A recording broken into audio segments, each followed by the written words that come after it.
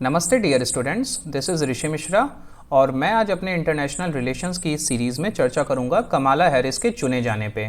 तो कमाला हैरिस कौन है, उनके चुने जाने के क्या मायने हैं, इस पे हम अपनी चर्चा करेंगे। सो let us start with this video.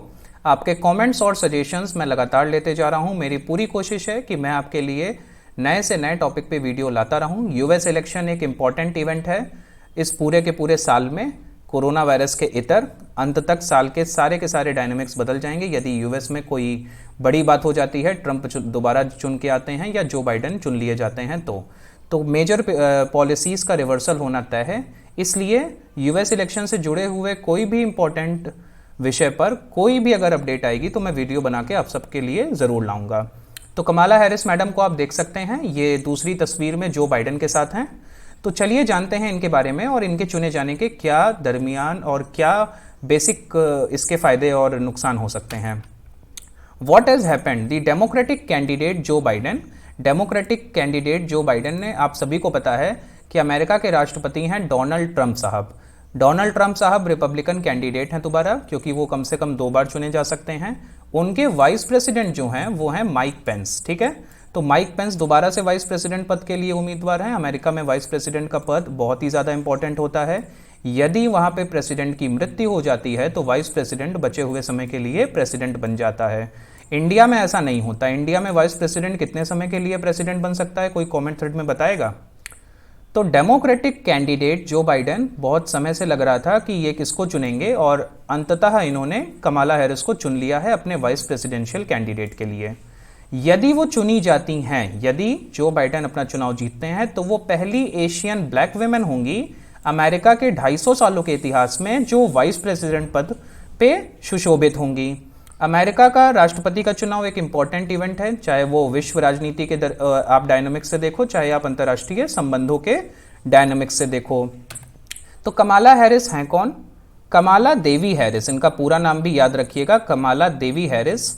ये एक इंडियन ओरिजिन सेनेटर हैं, ठीक है। सेनेटर मैंने बताया था यूएस की सेनेट में 100 सदस्य होते हैं और हर राज्य से 2-2 सदस्य इक्वली चुन के आते हैं। राज्य में कितनी जनसंख्या है, राज्य का एरिया कितना बड़ा है, इससे कोई मतलब नहीं है।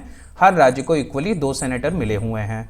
तो ये कैलिफोर्निया स्टेट से सेनेटर रह चुकी हैं और उसके पहले ये कैलिफोर्निया में ही अटॉर्नी जनरल भी थी। तो जब ये सेनेटर बनी थी तो ये पहली इंडियन ओरिजिन सेनेटर बनी थी, वो भी हिस्टोरिकल टर्म था। ये एक इमिग्रेंट पेरेंट्स को बॉर्न हुई थी। इनकी जो मदर हैं वो इंडिया की चेन्नई की रहने वाली थी और उनका नाम था श्यामला गोपालन।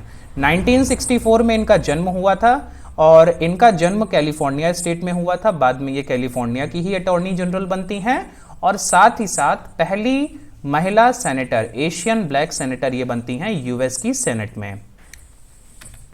ये यूएस का मैप मैंने आपके लिए लगा दिया है, सारे के सारे स्टेट्स आप इसमें देख सकते हो कि ये रहा कैलिफोर्निया राज्य और यहीं से यहाँ पे 2 सेनेट होंगे, सेनेटर टोटल, जो कि यूएस सेनेट में बैठेंगे, यानी कि यूएस कांग्रेस में। तो पहले तो कमला हैरिस हो गई जो कि अभी चुन करके आई हैं और यदि ये जीत जाती हैं तो ये वाइस प्रेसिडेंट बन जाएंगी इस पूरे के पूरे अमेरिका की। ये आप कुछ ट्वीट्स देख सकते हो, जो बाइडेन का ट्वीट है और उन्होंने आज जो अपनी अनाउंसमेंट की 12 अगस्त को, ये 1 बजे का ट्वीट था अमेरिका के टाइम के हिसाब से। इंडिया में तो ये 1:47 का है, बट अमेरिका में डेफिनेटली वो दिन का टाइम था। ये कमाला हैरिस हैं, इन्होंने यहाँ पे लिखा कि जो बाइडेन इनके हिसाब से यूनिफाई कर सकते हैं अमेरिकन पीपल को। यूनिफाई का टर्म यहाँ पे इसलिए है क्योंकि ऐसे आरोप लगे हैं कि डोनाल्ड ट्रंप समाज को बांटना चाहते हैं व्हाइट और ब्लैक्स के बेसिस पे, और व्हाइट वोटर्स जो उनके कोर वोटर हैं वो उनका समर्थन पा करके दोबारा चुनाव को जीतना चाहते हैं।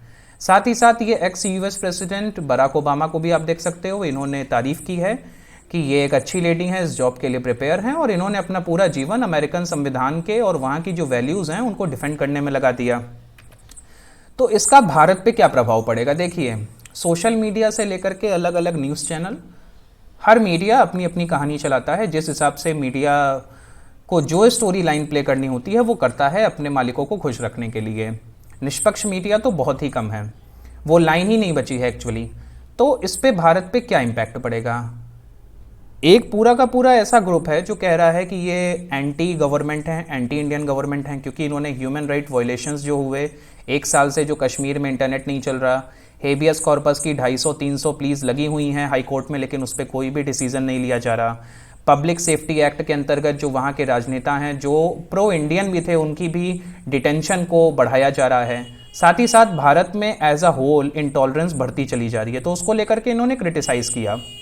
हालांकि चाहे वो डेमोक्रेट्स हों चाहे वो रिपब्लिकन हो, कोई भी इंडिया को एज अ नेचुरल पार्टनर, जो भारत उनका नेचुरल एलाय बन चुका है पिछले 20 साल के संबंधों में, क्योंकि देखिए आपके यहाँ अगर आपके जो वैल्यूज़ हैं वो मिलते हैं, वैल्यूज़ में क्या, जैसे कि दोनों डेमोक्रेटिक कंट्री हैं, एक सबसे पुराना कंट्री है जो डेमोक्रेसी जिसने अडॉप्ट की और एक कंट्री है जो सबसे बड़ी डेमोक्रेसी है यानी कि इंडिया। दोनों में रूल ऑफ लॉ चलता है, दोनों में सुप्रीम कोर्ट का एक अहम रोल है, दोनों में सेपरेशन ऑफ पावर का एक अहम रोल है। तो ये जो वैल्यूज़ होती हैं ना, ये मिलकर रिलेशनशिप बनाती हैं।